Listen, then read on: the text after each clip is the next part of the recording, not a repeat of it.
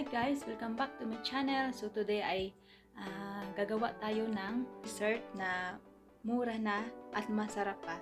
So ito ang ating mga ingredients. 2 tablespoon sugar at 1 cup milk. So pwede kayong gumamit ng kahit anong brand ng milk powder.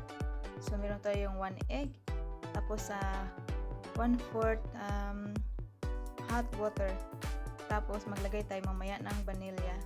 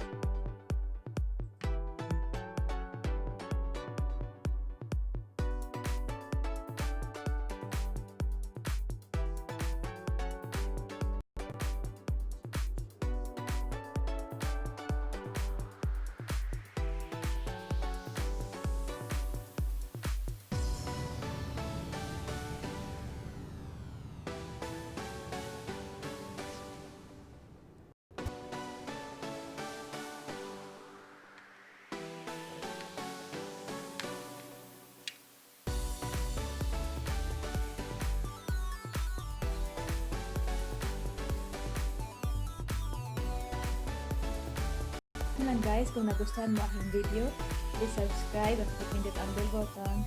See you next time.